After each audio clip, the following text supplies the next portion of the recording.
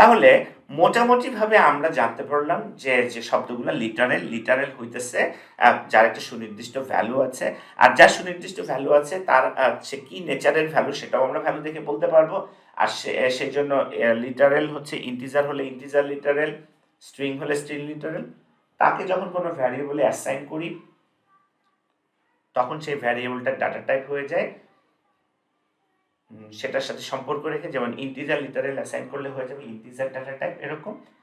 আর statement হচ্ছে প্রোগ্রামে আমরা যে ইনস্ট্রাকশনগুলো দেই বা ল্যাঙ্গুয়েজ কনস্ট্রাক্টগুলো ব্যবহার করি সেগুলোই কি আমরা মোটামুটিভাবে স্টেটমেন্ট বলতে পারি।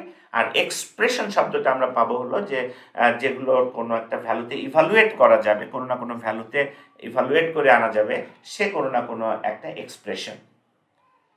এই শব্দগুলো আমরা যদি একটু পরিচিত থাকি আমাদের পরবর্তীতে এই জিনিসগুলো নিয়ে কথা বলার সময় আমাদের কমিউনিকেট করতে সহজ হবে। কাজেই আমার রিকোয়েস্ট থাকবে যে এই শব্দগুলো যেন আমরা একটু মনে রাখতে চেষ্টা করি এবং তাদের ব্যাখ্যাগুলো বা তাদের উদাহরণগুলো একটু মনে রাখতে চেষ্টা করি। ভ্যারিয়েবলস, তো অলরেডি আমরা শুনেছি ভ্যারিয়েবলস আসলে হলো মেমোরি লোকেশনের নাম। অ্যাকচুয়ালি সে একটা প্লেস হোল্ডার যে কোনো না কোনো ইনফরমেশন, কোনো না কোনো ডাটা ধারণ করে।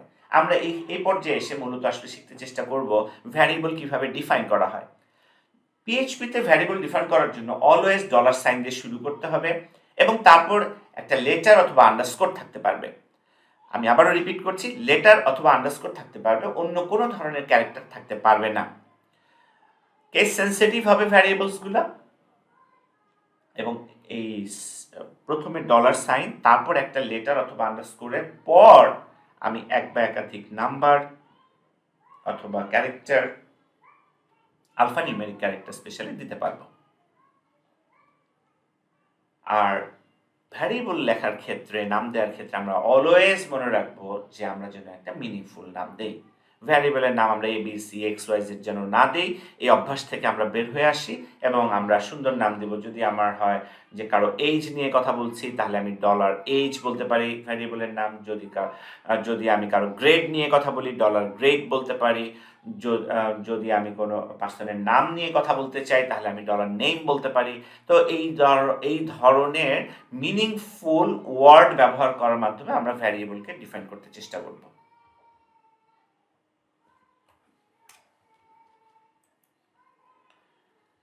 সুপার গ্লোবাল ভ্যারিয়েবলসের মধ্যে প্রথমে আমি আসি সুপার গ্লোবাল, যেটা কিনা আমাদেরকে ডিফাইন করতে হয় না।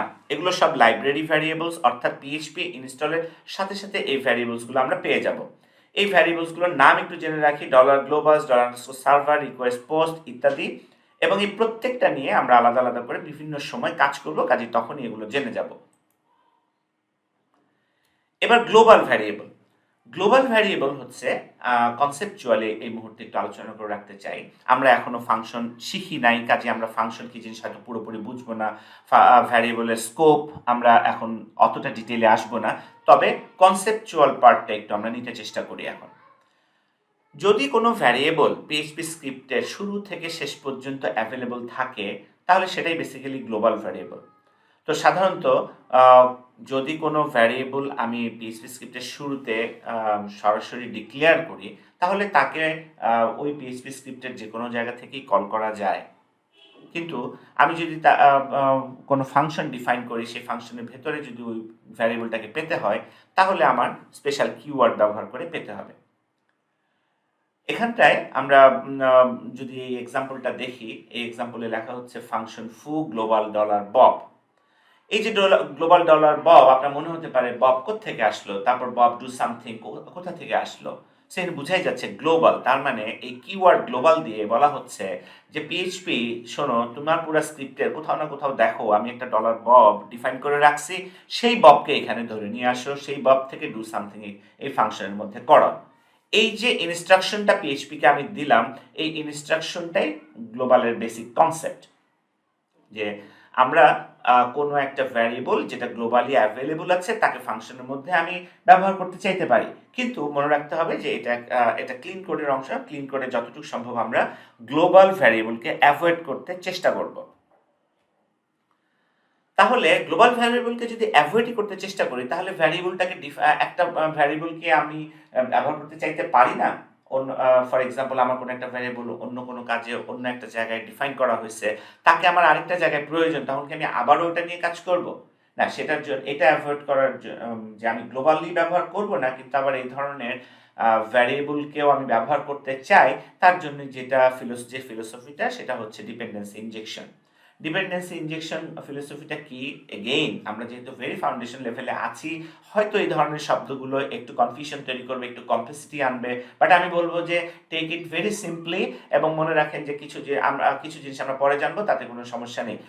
সব কিছুই যে একেবারে খুঁটিনাটি প্রথমেই জেনে যেতে হবে এমন নয়।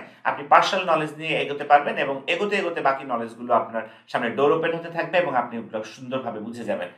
অ্যাট দিস মোমেন্ট শুধু এতটুকু আপনি নিজেকে ক্রস চেক করেন, আমি কি গ্লোবাল ভ্যারিয়েবলের কনসেপ্টটা বুঝেছি? যদি দেখেন যে গ্লোবাল ভ্যারিয়েবলের কনসেপ্ট বুঝেছেন, ইটস ফাইন। আপনার ডিপেন্ডেন্সি ইনজেকশনের ফিলোসফি এই মুহূর্তে বোঝার দরকার নাই। আপনি জাস্ট এটাকে মাথায় রাখেন যে গ্লোবাল ভ্যারিয়েবলকে যদি ডিফাইন করতে না চাই, সেটার একটা ওয়ে অ্যারাউন্ড আছে, এবং সেই ওয়ে অ্যারাউন্ডের জন্য যে কনসেপ্ট, সেটার নাম ডিপেন্ডেন্সি ইনজেকশন। সেটা কিভাবে কাজ করে, কিভাবে প্রয়োগ করতে হয়, সেগুলো আমরা সামনে কোনো না কোনো এক্সাম্পলে হয়তো ইনশাল্লাহ শিখবো।